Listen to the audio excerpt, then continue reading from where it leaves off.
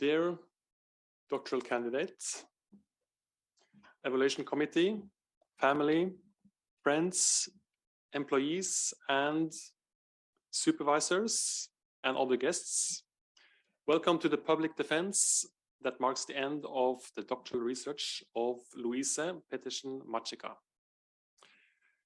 Louise has first a little bit of information about Louise. She has a Master of Science in Digital Design and Communication from the IT University of Copenhagen, and a Bachelor in Music from the Music and Movement Teacher Education at the Rhythmic Music Conservatory in Copenhagen. She has a lot of work experience, had several jobs and roles throughout the years. Too much to go through in detail here, but she has been consultant, lecturer, teacher, entrepreneur, CEO, freelancer, musician, research assistant, project manager, game and sound designer, and just to mention a few. In 2017, she was admitted as a PhD candidate in the PhD program in computer science at the Department of Computer Science. Did I mention computer science twice? Sorry for that. At the Faculty of Information Technology and Electrical Engineering at NTNU. And in her PhD project, which was done in the EXACT project, she has been studying movement-based play and game design and design theory, focusing on designing for bodily play experiences. Her title of her PhD thesis is Designing Movement-Based Play and Games in Theory and Practice. The Faculty of Information Technology and Electrical Engineering has appointed an evaluation committee with the following members. As first opponent, Katarina Ispister, professor in the Department of Computational Media at the University of California, Santa Cruz, where she directs the Center of Computational Experience. And as second opponent on Zoom,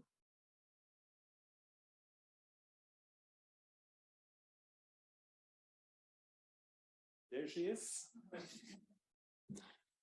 Stine Eising-Dun, Associate Professor in Design, Technology and Learning, and Co-Director of Center of Applied Game Research at the University of Aalborg. And as administrating opponent, myself, Ole Andreas Alsos, Associate Professor in Interaction Design at the Department of Design at NTNU.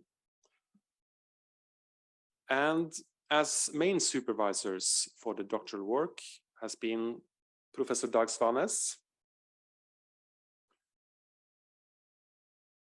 from Department of Computers, Professor in Interaction Design from Department of Computer Science at the Faculty of Information Technology and Electrical Engineering, and also project lead in EXACT.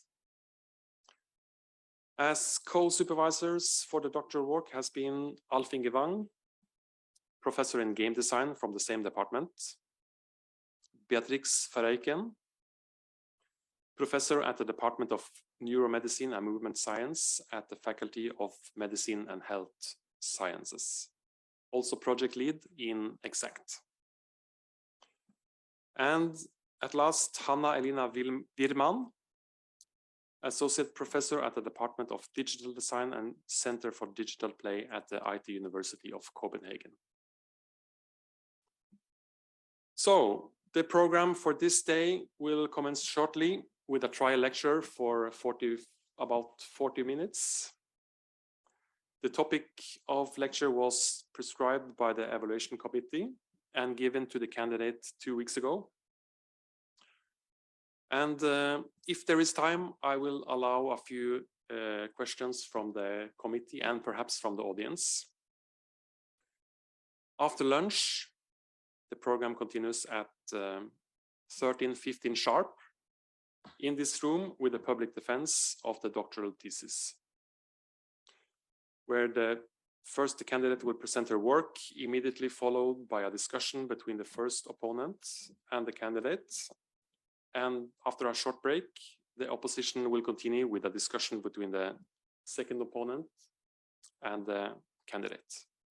And we expect the disputas to be finished well before 4 o'clock. And we'll end with a reception at Oasen. We will get help from Silja to get there.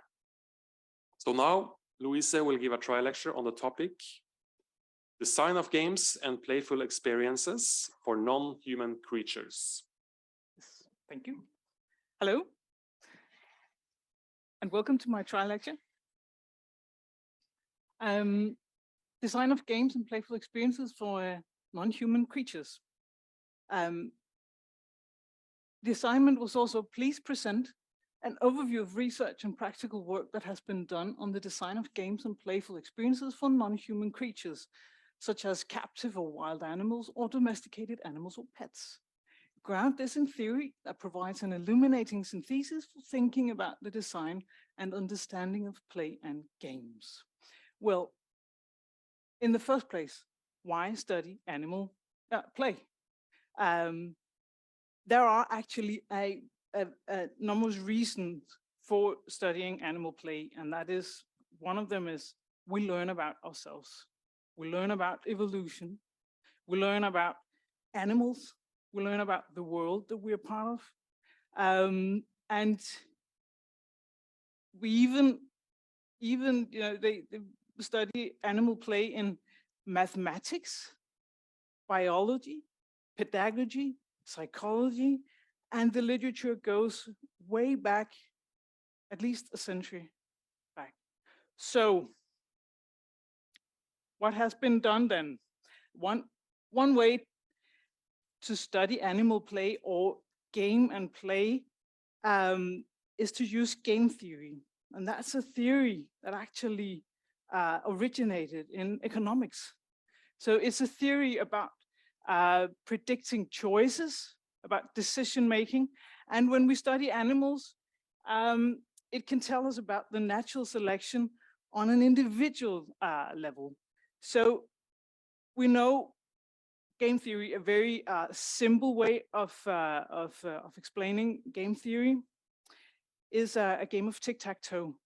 We have the opponents, who two possible players, and we know the aim, that is get 3 in a row, and they take turn. So we also can predict the possible outcome or choices. If I put my piece here, then the other player will have these choices, and depending on what choice, I will then do this, and then we can calculate choices. And that has developed into a theory about also decision making, and there's even there are also movies and so on using this. But the game theory might tell us a lot about animals and natural selection and the development of many phenomena that we know, but it doesn't really say much about the slide that won't work. Oh, that's because it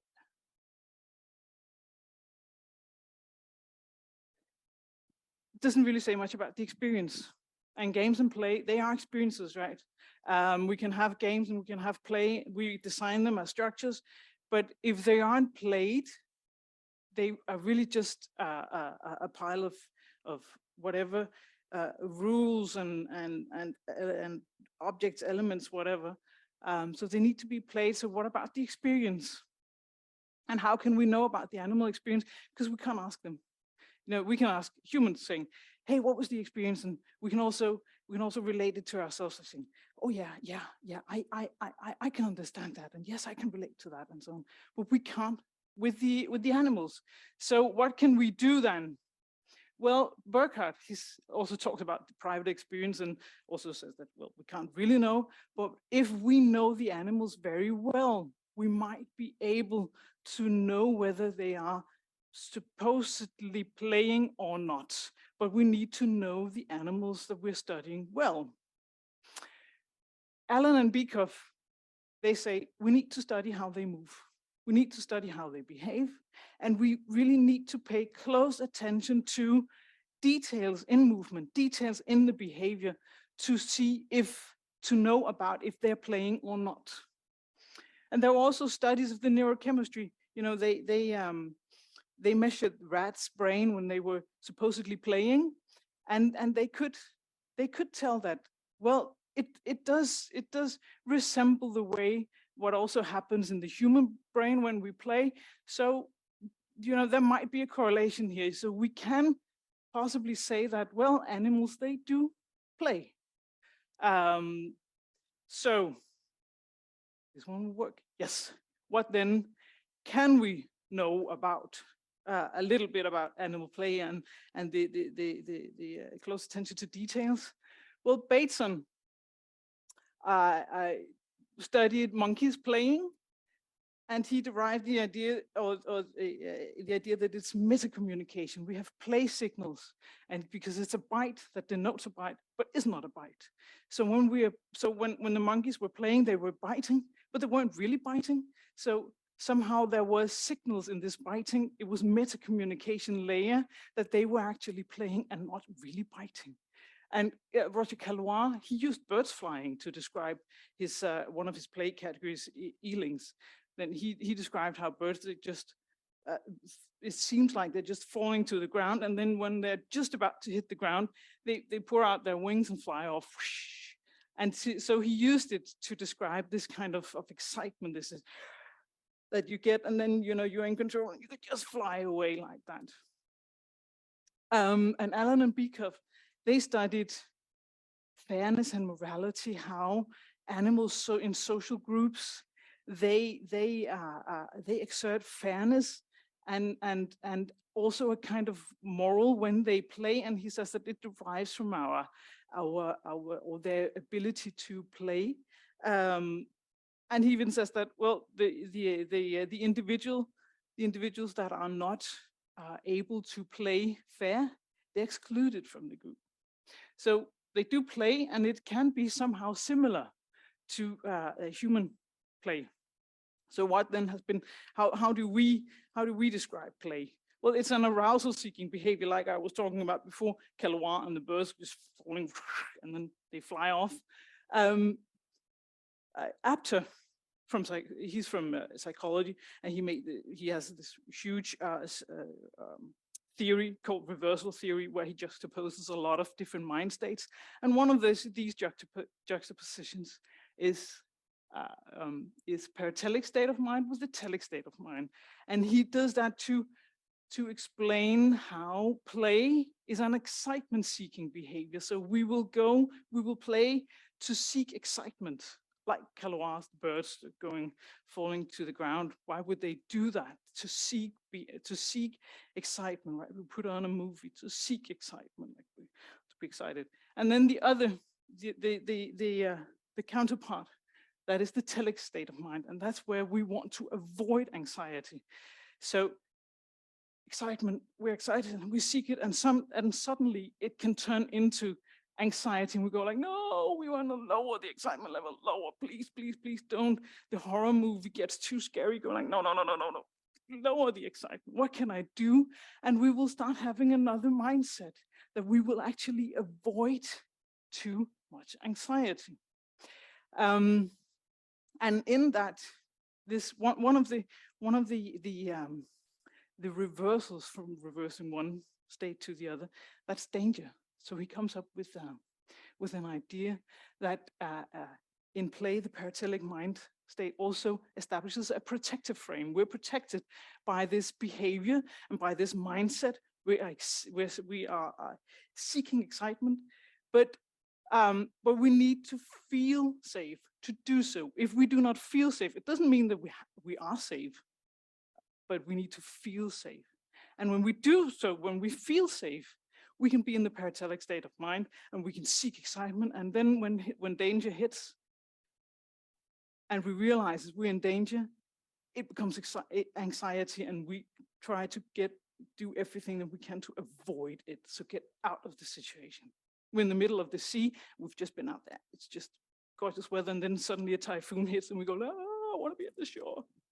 So, and that Steenros, he used the protective frame to talk about the magic circle, because the magic circle has been talked about in various different ways, and the most famous was, of course, Huizinga magic circle, and he says that it's well, the protective frame is more about danger, but it's also this magic circle we have when we play, where, you know, rules from ordinary day life, they are just resolved, or they can just be omitted, and we can make up our own rules. And we are in this protective frame where we are fair to each other and so on. And also the means become the end. So we're not, if we, for instance, play football, right? That's a very, very inefficient way of getting a ball into a goal, right? So, but the means become the end, even though we have an outcome, there's a winner and so on, the means become the end. It's about kicking the ball and back and forth and the two teams and so on. Just because it's not that much about getting the ball into the goal line. Often not, at least. So, defining play and game experiences as doings, as a behavior. How then do we move? How do we behave when we play? I came up with 2 different ways of seeking excitement. And that was looking at movement, and that was from the Danish language, where we have 2 ways of playing. We have at spille and at lie. And I talked about it as one at lie is being playful, where we kind of seek, we explore and we experiment with bodily practices and stimuli. You know, we go dancing like, we just want to be in it, and we see that excitement with moving to the music and so on. It can also just be falling to the ground and go like that. It's also experimenting with bodily practices, or, you know, now I am a lion, like that. So we also have been gameful, and that's where, you know, the football, kicking the ball, I'm focused in my movements. They are determinate. I need to kick the ball, and I want to go there and there and there. And we're moving with very determinate aims. You know, I go kick the ball, and then I kick it and maybe get it to the goal or not. So we can look for these behaviors when we actually study animal play and see if they are playing or not, which we really can't tell. But anyway, what has been done then in the design of games and playful experiences for animals? Right, games, also playful experiences like toys, playgrounds, bodily extensions. And then we have this field that's emerging, animal-computer interaction. And within that, there are some studies of digital games. And I will touch upon that, not the larger field of animal-computer interaction, because that's probably another lecture. So let's go to games. You know, we have these games where there are also two more, where it's an activity game, they call it. It's also one is called Brain Mover. And it's about the cats and dogs. They have to get the food, but they have to find out how to get it and then get it. And that is a game. You know, it has these elements of being a game. However, we can't really tell whether the means becomes the end, because they want the food, and what if they found all the food, it's finished, but did they actually enjoy the doing, or did they just want to get the food? We can't tell because we can't ask them. So we might have designed the game. We don't know whether it's actually a game. Then there are racing games, horse races, hound races, and also other animal races. Then there are also games for scientific experiments, like, for instance, the Skinner box, where the animal is being put into some kind of stimuli that's unpleasant, and it then has to find a way to stop that. And we can then draw a parallel to escape rooms, right? You know, so does the rat in there in the Skinner box being toasted, just saying, oh, I'm toasted, I need to find a way out, I need to within 30 minutes, that was the lever, I just pushed it. Or how is it doing? And if we're in an escape room, do you say, I'm gonna die in 30 minutes, don't try to get the anxiety level down, or we try to get the excitement up? Well, we can talk about it, but we can't ask the animals. And then also, are these really playful? And to whom are they playful? Horse racing and so on. Then there are toys, and there are actually a service on the internet where we can design our own toys for the pets. So that might have to be something to do with this. That if you really know the animal, then you can design toys for it. And then there's the ball, go fetch it. And if the dog doesn't want to fetch it, we can just put food in it, and then it will maybe fetch it or not. But it also solves another problem, because often when dogs, they go to fetch the ball, they get breathing problems. So they can just breathe through this ball. Then there are these, the toy bird and the mice, and then there's this one. That's actually a funny one, this one. It's a bit like a tug of war where, you can play with your animal, and all animals can play together, and someone just who can kind of tuck the other one away. But these, we don't know if they actually can recognize that it's a bird or it's a mouse, or if it's just the pillow that they are actually allowed to chew in. We don't know because we cannot ask them. But anyway, they learn that that's mine and that one is not mine. So, right. So there are playgrounds also. This is cat heaven. And actually also very up. Maybe, like cats are up and then humans are down. I don't know. Then there's the aquarium, which is also a playground for fish, right? And then we have, this is for birds, a playground. They call it a natural playground. I haven't seen it in nature, but anyway, that's how that's a selling point apparently. Yeah, and then we have bodily extensions for animals. This tortoise had its front legs, eaten by rats when it was in hibernation, and so they tried to save it with prosthesis, but they were too eaten so they couldn't. Then they came up with giving the tortoise a set of wheels, and it actually turns out that it now moves double the speed that it did before. So maybe it's like it had an experience like we would if we get a set of wheels, like, I'm so fast. We don't know, but it's 90 years old and suddenly get a set of wheels. You might just think, yeah, man, that's awesome now. We don't know. We can't ask, but anyway. Then we have animal computer interaction.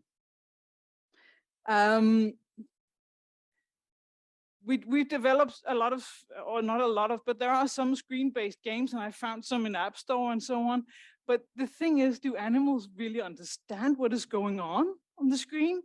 Well, it depends on the screen, actually, and it depends on the resolution and frame rate. iPhones, they have too low a frame rate for dogs to know what's going on. So it's just a flicker. So dogs, they actually don't know what's going on an iPhone. Some of the high-end Samsung and Huawei, they will know because the frame rate and the resolution is higher, so that they can actually understand it.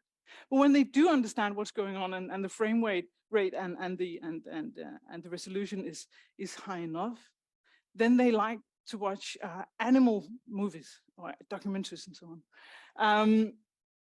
Yeah, he explained how dogs perceive screens differently than humans. Corin, that's where I have these frame rates and so on, and the flicker from that article. But when they actually do understand what's happening on screen, then they like to watch other animals. And then when the animals are turned into a cartoon, they don't really care anymore. And then I go back and think about, pay very close attention to movement details. This isn't movement, because what are cartoons? They are human interpretations of animal movements. So they are not animal movements. And they are even layered with a lot of humor and whatever we from our culture that we put upon. So they don't really care about any cartoons running around. Well, if continue research of games and playful experiences in animal-computer interaction, there's been far more research into more utilitarian use of animal-computer interaction than there has been in games, and there are some good reasons for that. There is the touchscreen that Werman did with orangutans in Hong Kong, which is also a quite hilarious read to do, because it turned out she was to do games for touchscreen for the orangutans for enrichment, because they were in captivity and so on in the zoo, and it turned out that the orangutans, they used the touchscreens in probably any imaginative and not imaginary way than humans would use the touchscreen. And even whatever they did to try to protect the touchscreen and so on, they would just use it in a different way that they were thinking or imagining, and that they were also intending. So she also concluded that, well, these orangutans, they live in an all-encompassing, persistent magic circle. So giving them just another plaything that they don't know, they haven't been raised to use a touchscreen, it's more difficult than just thinking that we can do that. And they also did that with the elephant exploration of smart toys. They wanted to with the trunk hit buttons, but they found out, well, elephants, they don't hit buttons. So they used the trunk for smelling, but they wouldn't find these smart toys except if they were smelling of food. So they needed the incentive of food. And again, we can ask, well, is it then the means becomes the end, or what is it that's actually driving them? And then often research results in guidelines and prototypes, while few lead to products. So these often do not even come up with something that's, we can do this, and it enriches and it helps and so on, because, well, I'll also say that in the next slide, we know far too little.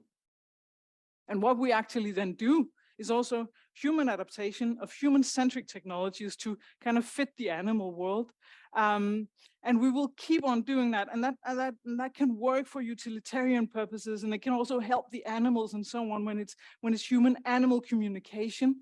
But when it's just for animal use, I wondered, you know, we have these technologies because we developed them from our needs, our desires, and we're raised to desiring them, right? But animals aren't, or at least, I mean, to my best knowledge, I've never heard of an animal inventing or developing a digital technology for play. So, but we do. So there is a kind of I mean, again, to whom are they playful? What are we actually designing when we're designing these? There's also co-design with animals, formed with animals, and then we start taking these human-centric, human-centered design and practices and principles, and we put them onto animals, and then we find out, there's something wrong here. And then Lawson and Adele, they did a study, and they say, well, and they actually did several studies, and well, there's a power balance that's unequal, and that's not there in when we, or even we actually also know that there's a power balance when we co-design, right? There's the design of the research, and then there are the participants and so on, and we're aware of that, and we can somehow work with that here, but with the animal, right? And then it ends up like, hey, you know, there's also a paper with a great title saying, hey, you know, the user's chewing the tablet. What are we going to do? It's because it's just experienced in a different way, and we can't ask them, and we can't actually talk about it, and we can't explain it. We can teach them to use all the touch screens and so on, but then we might we might question why we should do so if they do not desire so in the first place. So there are a lot of ethics also involved, and a lot of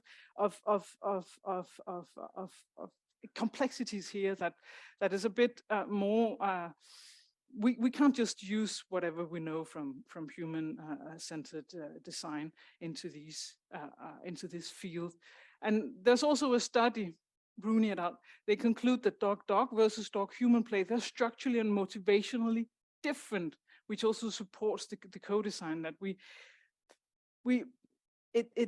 it's another thing when a dog plays with their human or their owner than it is if they play together. And one does not precede the other or does not exclude the other. They also conclude that.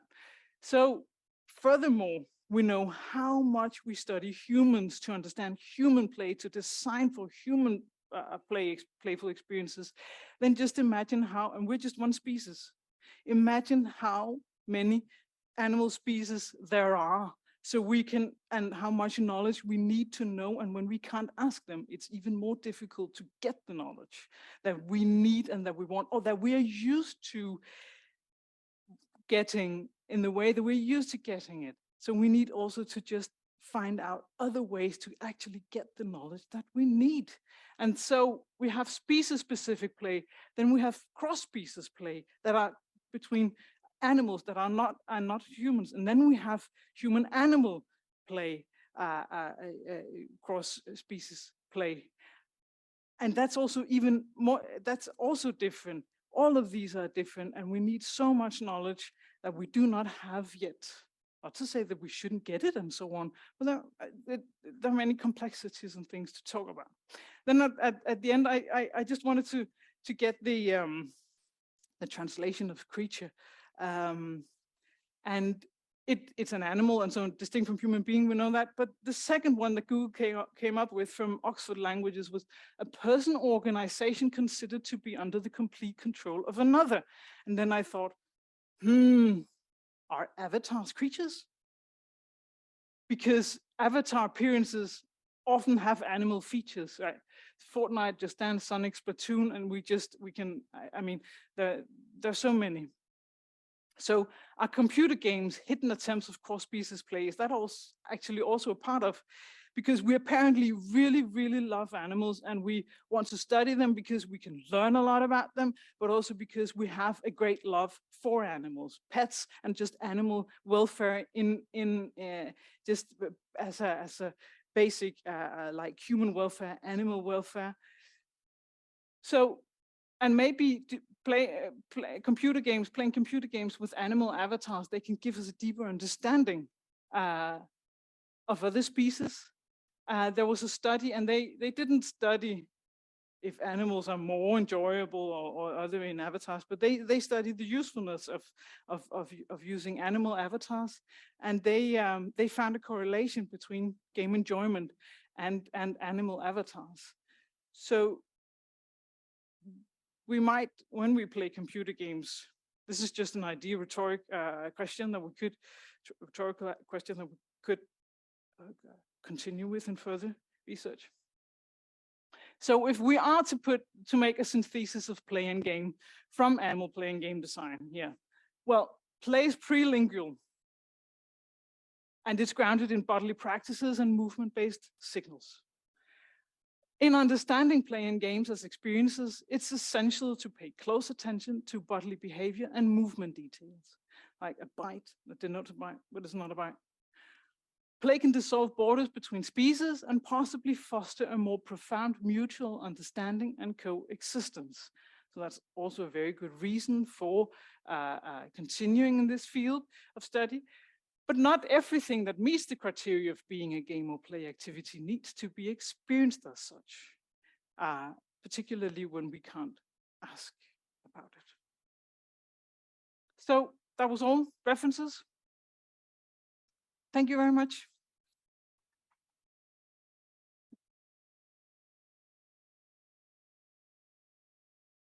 Any questions?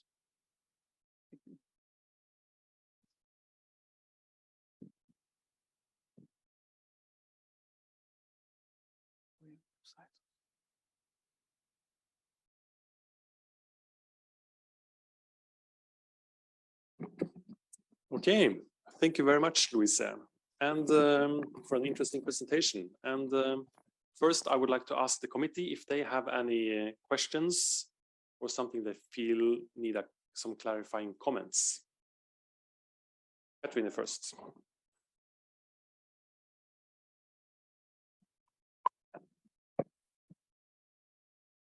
Yeah, so first of all, thank you for the excellent lecture. There was one question that came to my mind as I was listening.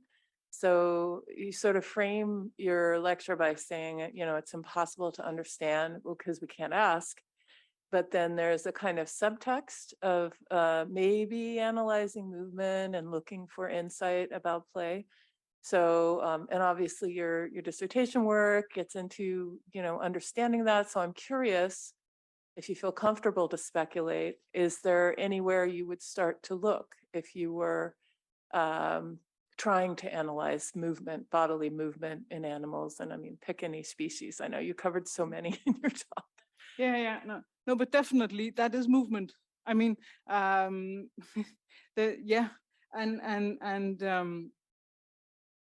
and from this study of where they measured the brain waves and so on, they were talking about that animal play is not just only mammals, right? It's also because spurs play as well. Calwar described that famously, and there are also reptile play, as in turtles actually also. So they say that it goes farther back than in the brain. So it actually so they started studying the basal ganglia in the brain. And that is also where within neuroscience of humans, studying motor, the motor system, they've started to look at the basal ganglia there. So there might be a deeper correlation between movement and play that we know about.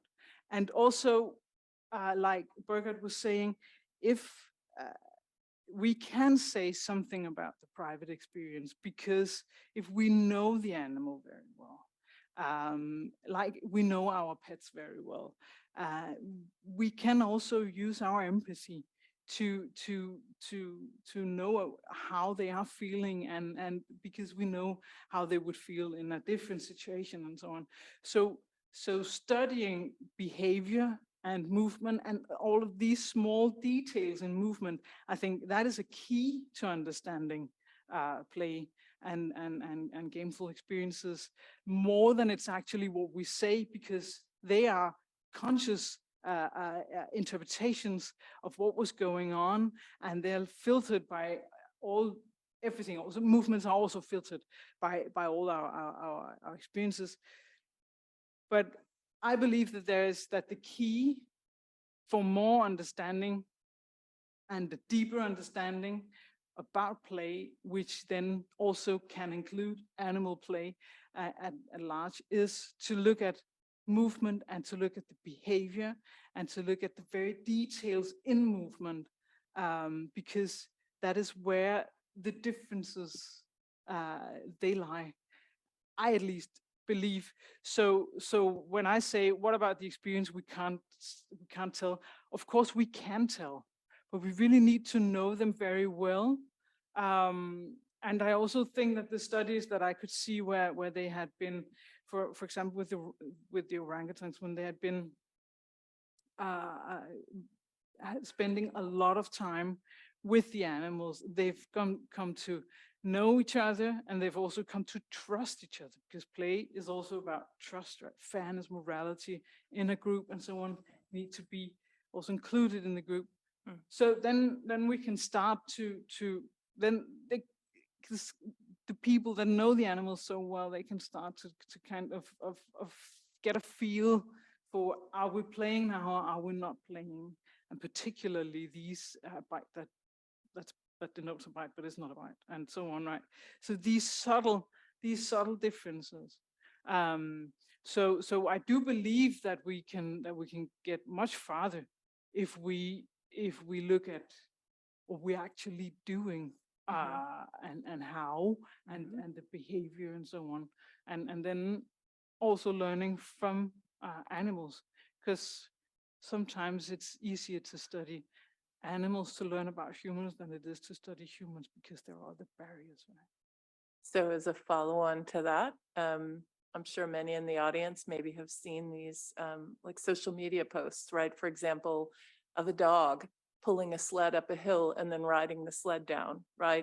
Or a crow sliding down a roof. So do you think that people who share these videos, like, are they seeing something genuine there? Or do you think they need to know the animals better to be sure? I mean, I'm just curious, like, what do you think of that sort of social propagation of seemingly playful moments? Yeah, I wouldn't know. I mean, I think that the dog might have learned it from their masters, right? So so there's also, of course, an exchange in experience and in knowledge and so on.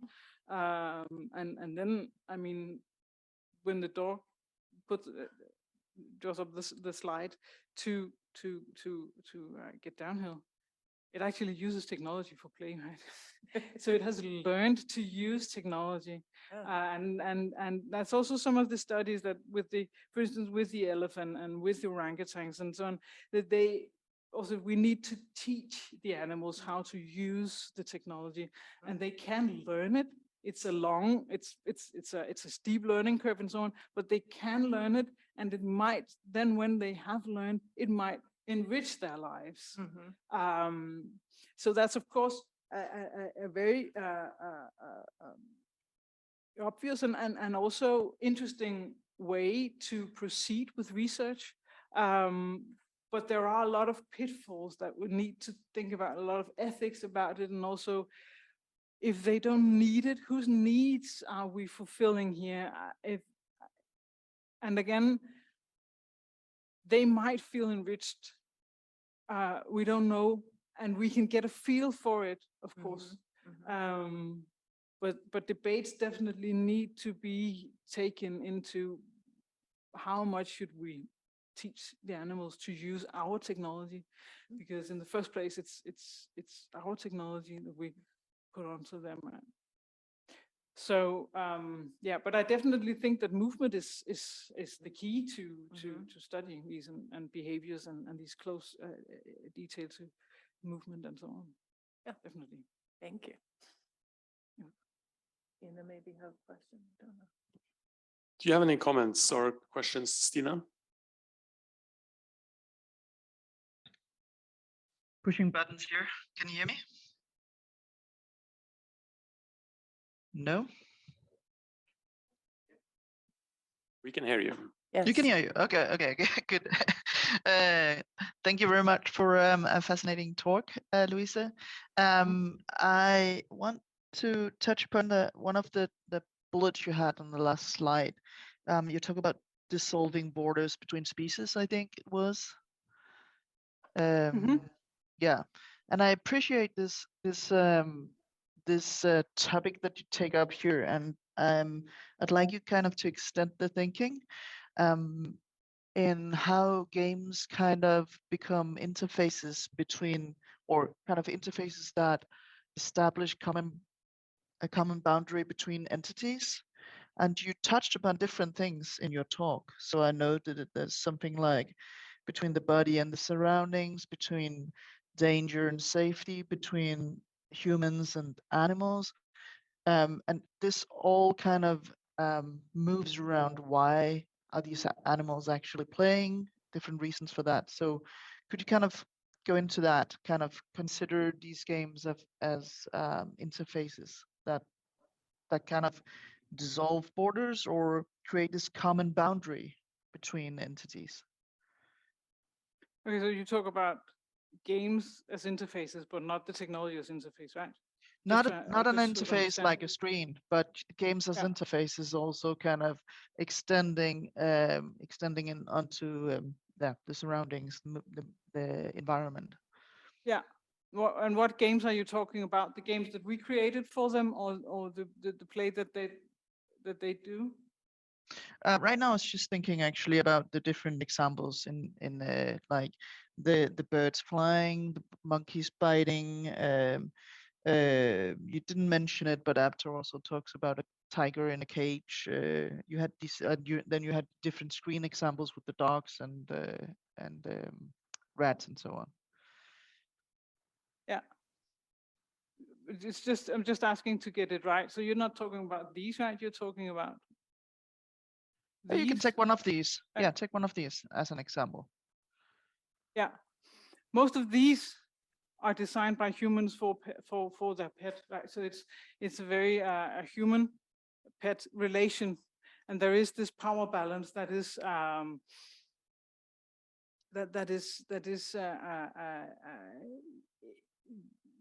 that's not equal, right, between the pet and their owner.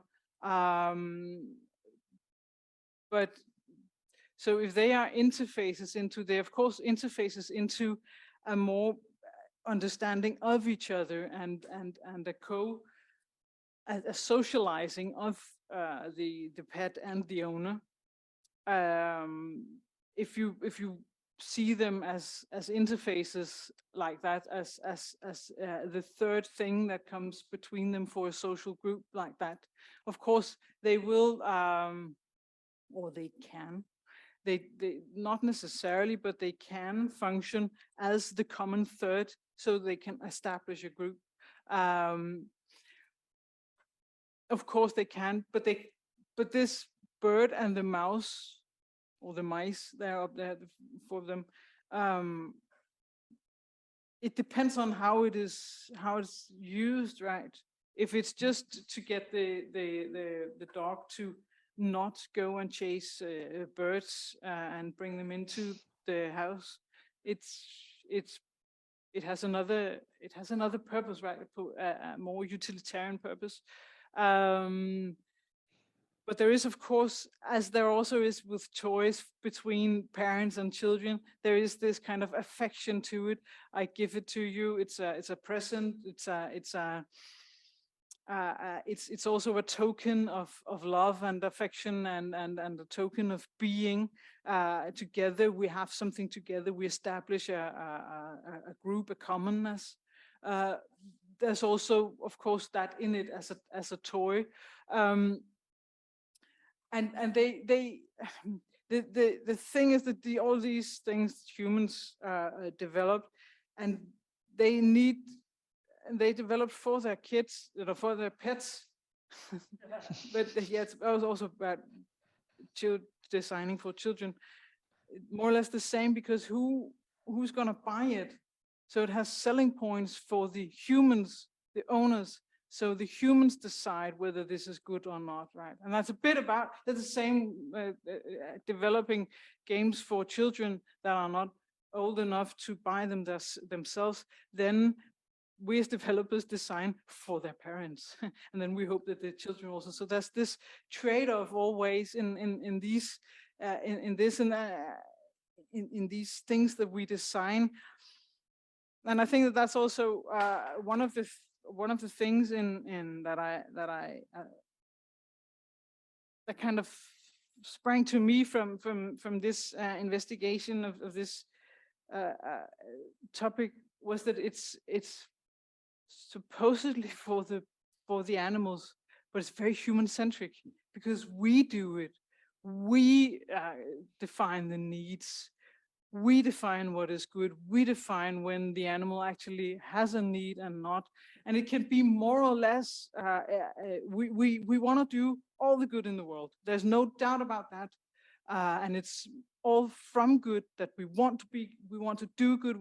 And we feel very bad that we put all of these pets in captivity and domesticated them and so on. But there is this power imbalance between humans and animals in all that we do and design. And I thought about it a lot, but I never really found a good way to think about it. I think it's just a very complex problem in this when we design for animals, and yeah, so they become like the toys becomes token of affection, but also sometimes just solving a very practical problem. I like the breathing ball, but that's a selling point, right? So, you know, your dog can breathe better with this ball than with that ball. So you want to buy this ball, of course.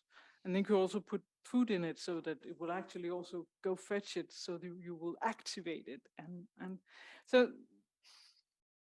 I think it's a very mixed area of needs and desires and wills to do good. Yeah. Thank you very much. Okay, you're welcome. Okay. Thank you very much for the presentation, Louise. And this session is over now, and we will meet here again 13:15.